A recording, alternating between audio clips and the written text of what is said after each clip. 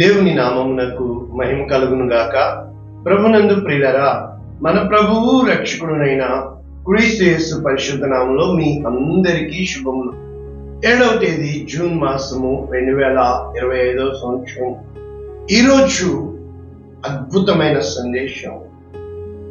దేవునికి ఏ విధముగా ప్రార్థన చేయాలి. రైట్, దేవుడు మనకిస్తున్న గొప్ప వాగ్దానము 3 రాత్రులు 3 పగల ప్రార్థనలో ఉన్నాము కనుక 72 గంటల ప్రార్థన ఉపవాసములో ఈ బక్రీద్ పండుగ రోజున దేవుడు మనకిస్తున్న వాగ్దానము, దేవుని ఎదుట నా మనస్సును నిబ్బరము చేసుకుంటుని, దేవుని ఎదుట నా మనస్సును నిబ్బరము చేసుకుంటుని. దానియేలు గ్రంథము 9వ అధ్యాయము 3వ వచనం, పూర్తి వచనము. అంతటా నేను గోనె పట్ట కట్టుకుని, నెంబర్ 1, ధూళి తలపైన వేసుకుని, నెంబర్ 2, ఉపవాసం ఉండి, నెంబర్ 3, ప్రార్థన విజ్ఞాపనలు చేటకై ప్రభువు దేవుని ఎదుట నా మనస్సు నిబ్బరము చేసుకుంటుని. ఇది పూర్తి వచనం. ఇంగ్లీష్ లో అనేక విధములుగా రాసి ఉన్నాయి. అయితే బెరియన్ స్టాండర్డ్ బైబిల్ మనకి స్పష్టంగా Daniel chapter 9 verses 3. So I turned my attention to the Lord. Attention and రాశారు, అందుకే ఇది చదువుతున్నాను. I turned my face to the Lord అని రాసి పెట్టుబడి ఉంది. అయితే to seek him by prayer and petition with fasting, sackcloth and ashes. ఎన్ని పాయింట్స్ వైజ్ ఇక్కడ ఇంగ్లీష్ లో ఉన్నాయి. I turned my attention to the Lord God to seek him. దేవుణ్ణి వెతుకుటకు. అటెన్షన్, నా ఫోకస్ ఆయన వైపు నేను తిప్పితిని. ఏ విధముగా? 1 ప్రార్థన, ప్రేయర్, 2 పిటిషన్, విజ్ఞాపన, 3 ఫాస్టింగ్, ఉపవాసము, 4 సాక్క్లోత్ అంటే ఆ వస్త్రధారణ, 5 యాషెస్ అంటే బూడిదలో కూర్చొని. కనుక చాలా సార్లు స్థానము విలువ, అదే విధముగా వస్త్రధారణ విలువ, అదే విధముగా మన ముఖ కవలికలు, అదే విధముగా మన మనస్సు ఎంతగానో ప్రభావితము చేసే విధముగా ఉంటున్నవి. కావున ఇక్కడ ఏం జరిగింది? వెనుక ముందు చూస్తే ఈరోజు మన సబ్జెక్టు ప్రార్థన కంటే ముఖ్యమైనది ఏమిటి? ఎగ్జాంపుల్, ఇంటర్వ్యూ ముఖ్యమే, కానీ ఇంటర్వ్యూ కంటే ముఖ్యమైనది నీ ప్రిపరేషన్. అంటే నీవు వెళ్తున్న ఆ అధికారి ముందు ఏ ప్రశ్న అడిగితే ఏ జవాబు చెప్పాలి అని సిద్ధపాటు చాలా ప్రాముఖ్యమైనది. అదే విధంగా పరీక్ష ప్రాముఖ్యమైనదైనా ఆ పరీక్షలో ఏ ప్రశ్నలు వస్తాయి అని నువ్వు సిద్ధపడేది. కనుక దేవుని ఎదుటకు వెళ్లే ముందు ప్రార్థన అంటే మనము మన చిట్టాపద్దు దేవునికి చెప్పడము కాదు, కానీ దేవునికి ఏమి చెప్పితే జవాబు వచ్చేస్తాదా అన్న ద ప్రేయర్ ప్యాటర్న్స్ పరిశుద్ధ గ్రంథంలో మనము అనేక విధములుగా చూడగలుగుతున్నాం. ఈ రోజు ఈ యొక్క ఎజ్రా గ్రంథము 9వ అధ్యాయము, నెహెమ్యా గ్రంథము 9వ అధ్యాయము, దానియేలు గ్రంథం 9వ అధ్యాయము కూడా ప్రార్థనలను సూచించేదిగా ఉంటుంది. ముఖ్యంగా ఈ దానియేలు ప్రవక్త ఏ కాలమున ఈ ప్రార్థన చేస్తున్నాడు అన్నది మనము 9వ అధ్యాయం 1వ వచనం. మాదీయుడగు ఆ యొక్క ఆశ్వేరషు యొక్క కుమారుడైన దర్యావేషు కల్దీయుల పైన రాజుగా ఉన్న అతని ఏలుబడిలో మొదటి సంవత్సరమందు దానియేలు అను నేను యెహోవా తన ప్రవక్తయగు యిర్మీయాకు సెలవిచ్చి తెలియజేసినట్లు యెరూషలేము పాడుగా ఉండవలసిన 70 సంవత్సరములు సంపూర్తి అవుచున్నవని గ్రంథము వలన గ్రహించితిని. కనుక 70 సంవత్సరములు పూర్తి అయిపోయినాయి. ఇప్పుడు ప్రార్థించేవాడు కావాలి. ఈ రోజు నీ జీవితంలో దుఃఖ దినములు సమాప్తములైపోయినాయి. నీవు ప్రార్థన చేయాలి. ఆ రోజు ఏలియా వచ్చి ఆహాబు ఎదుట నిలవబడి, ఎవని సన్నిధిని నేను ఉన్నానో ఆ జీవము గల దేవుని సన్నిధిని నా మాట లేకుండా 3.5 సంవత్సరములు వర్షమే కాని మంచే కాని కురియదంటాడు. 3.5 సంవత్సరములు అయిపోయాక ఏలియా ప్రార్థించాలి. 7 సార్లు తిరిగి తిరిగి తిరిగి చూసి మనిషి చెయ్యంత మేఘము కనబడే వరకు ప్రార్థిస్తాడు. ఈ రోజున నీవు నేను దుఃఖం దుఃఖం దుఃఖం అనుకోకుండా మన దుఃఖ దినములు సమాప్తములైనవని గుర్తెరిగి ప్రార్థించే వారి దగ్గరికి వెళ్ళి ప్రార్థనలో నీవు సిద్ధపడవలసిన విధానం ఈరోజు మనం నేర్చుకోబోతున్నాం. మనమందరము ప్రార్థన చేస్తున్నాం. ప్రార్థన చాలా ముఖ్యమైనది. కానీ ప్రార్థన ఎలా చేయాలి, ఏ విధముగా సిద్ధపడాలి అనేది ఇక్కడ మనకి 4 పాయింట్స్ ఇక్కడ ప్రవక్త ద్వారా మనము నేర్చుకోగలుగుతున్నాం. ఇక్కడ మనము ఒక ఇంపార్టెంట్ వర్డ్ చూస్తున్నాం. నా మనస్సును నిబ్బరము చేసుకుంటుని. మొట్టమొదట ఏంటంటే పట్టణమును పట్టుకుని వాని కంటే తన మనస్సును పట్టుకునేవాడే జ్ఞాని. ముఖ్యంగా నీ ఫీలింగ్స్ అనేవి, నీ యొక్క టెంపరామెంట్స్ అంటే మూడ్స్ అనేవి మనల్ని చాలా తలకిందులు చేసేవిగా ఉంటాయి. నిబ్బరమైన బుద్ధి కోసము దేవుడు ఎదురు చూస్తున్నాడు. నీకు నాకు పరీక్ష పెట్టేది మన బుద్ధి నిలకడగా ఉండాలని, మన మనస్సు నిలకడగా ఉండాలని, నీ మాట అయిను అంటే అవును, కాదు అంటే కాదు అని స్థిరమైన హృదయము ఉండాలని భక్తుడైన దావీదు కూడా మంచిగా ప్రార్థన చేస్తున్నాడు. స్థిరమైన హృదయము నాలో నూతనముగా పుట్టించుము. కనుక నిబ్బరము కలిగి, ఈ మాట ఎంత ప్రాముఖ్యమైనది అని అంటే, నిబ్బరము అంటే ఒక్కసారి మనము యెహోషువకి దేవుడు ఏం చెప్తున్నాడు, నేను మోషేకు తోడై ఉండినట్లు నీకు తోడైందును, నీ బ్రతుకు దినములన్నింటిను ఏ మనిషి నీ ఎదుట నిలవనేరడు అని చెబుతూ కండిషన్ ఏం చెప్తున్నాడు, నిన్ను విడువను, నిన్ను ఎడబాయను, అయితే నిబ్బరము కలిగి ధైర్యముగా ఉండు. నీవు కుడికి గాని ఎడమకి గాని తొలగకూడదు. అంటే నిబ్బరము అంటే నీ ఫోకస్ విశ్వాసమునకు కర్తయు దాని కొనసాగించువాడైన యేసు వైపు చూచుచు. అంటే సులువుగా చిక్కులు పెట్టే పాపము నీ అటెన్షన్ డైవర్ట్ చేసేది, కనుక నీ మనస్సును తప్పించేది. ఇంకొక వచనం చూసుకుని మరి పేతురు గారు తన మొదటి పత్రిక 5వ అధ్యాయం 8వ వచనంలో నిబ్బరమైన బుద్ధి గలవారై మెలకువగా ఉండుడి. కారణం ఏంటి, మీ విరోధి అయిన అపవాది ఎవరిని మింగుదురా అని అటు ఇటు అటు తిప్పేసే మనస్సు, ఆ యొక్క చంచలమైన మనస్సు, ఆ యొక్క సున్నితమైన మనస్సులు దేవునికి వద్దు. దేవునికి ద స్ట్రాంగ్ మైండ్ సెట్ అంటే నీవు సెట్ మైండ్ లో ఉండాలి. నీవు నిబ్బరమైన బుద్ధి కలిగి ఉండాలి. అంటే నేను దేవుణ్ణి వెతుకుతున్నాను. కనుక ఇప్పుడు మన పరిస్థితికి వస్తే మనం ఏం చేస్తాం, మనందరికీ తెలుసు, ప్రార్థన అనేటప్పటికీ ఆవలింతలు వస్తాయి, నిద్ర వస్తుంది. చర్చికి వచ్చిన వెంటనే ఆవలింతలు, నిద్ర, ఎక్కలేని ఫోన్లు గుర్తొస్తూ ఉంటాయి. అప్పుడే ఫోన్లు వస్తాయి, అప్పుడే ఏదో పని గుర్తొస్తుంది, అప్పుడే ఏదో చేయాలి. ఇవన్నీ ఏంటి అంటే నీ మనస్సును డైవర్ట్ చేసేది. కనుక నీ మనస్సు డైవర్ట్ కాకుండా నేను ప్రార్థన చేయాలి అంటే ఈ రోజుల్లో ఉపవాసము అనేది పక్కన పెడితే, బూడిద వేసుకోవడం అనేది పక్కన పెడితే, ఈ యొక్క గోనె పట్ట ధరించడం అనేది పక్కన పెడితే, నెంబర్ 1 ఫోన్ స్విచ్ ఆఫ్ చేయాలి.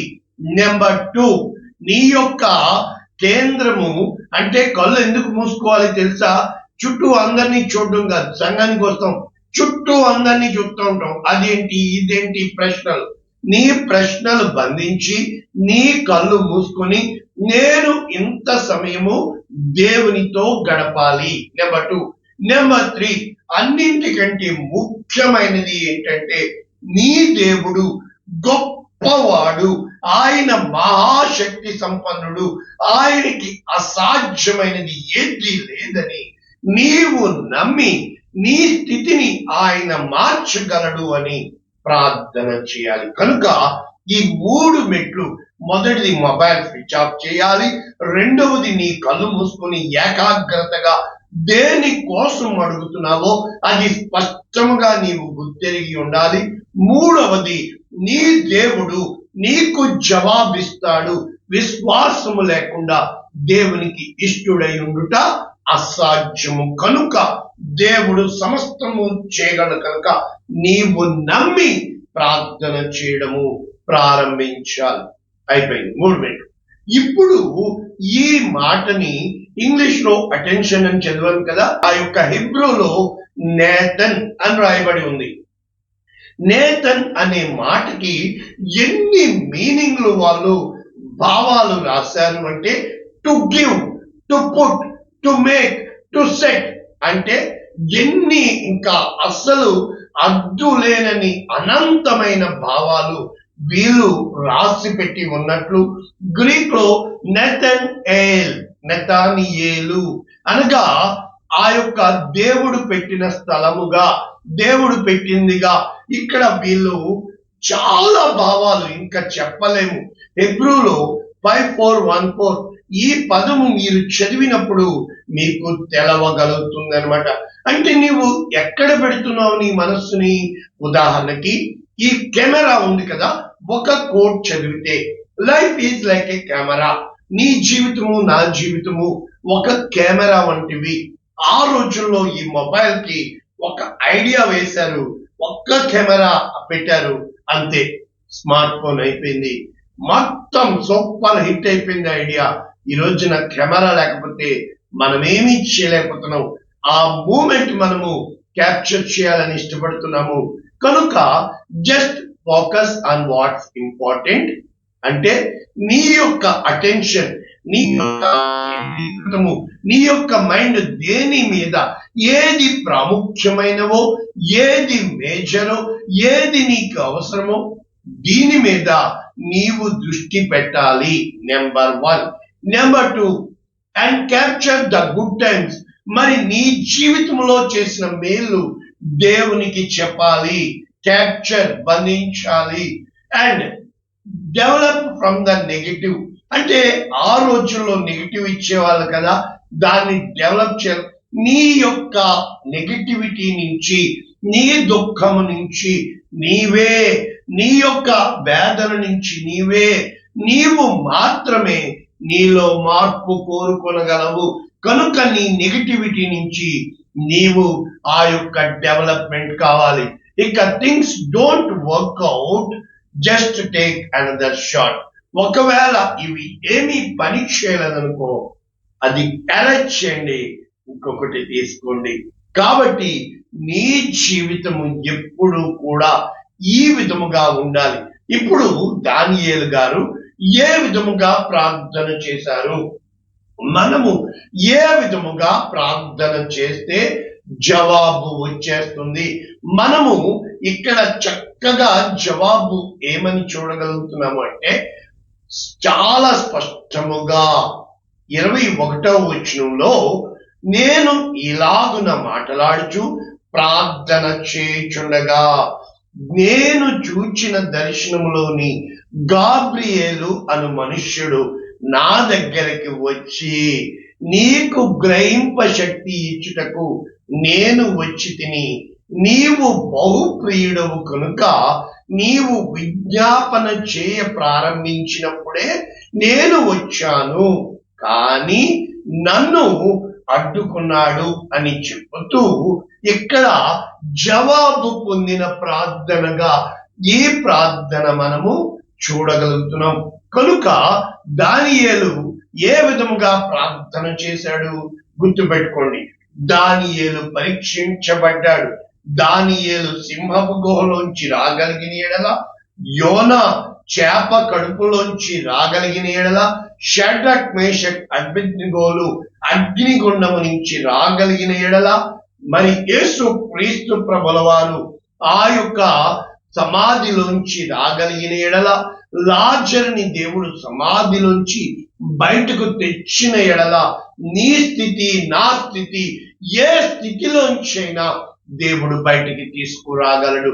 కనుక ఏమని ఒప్పుకొన్నది ఏమనగా అంటే మొట్టమొదట నీవు ఒప్పుకొనవలసినవి, దేవుడు గొప్పవాడు, దేవుడు కనికరం కలిగిన వాడు, దేవుడు శక్తిమంతుడు అని చెబుతూ మన యొక్క పడిపోయిన స్థితిని, మన యొక్క ఫాలెన్ నేచర్ ని, మనము ఆయన ఆజ్ఞలను ఆలకించలేదు, ఆయన మార్గములలో నడవలేదు కనుక నీవు నీతిమంతుడవు, మేమైతే సిగ్గుపడిన వారము. కనుక మోషే ధర్మశాస్త్రము అంతటిలో రాయబడిన కీడంతా కూడా మాకు కలిగి ఉన్నవి కనుక మేము నాశనమైపోతుమి, మేము ఇంక దిక్కులేని వారమైపోతుమి.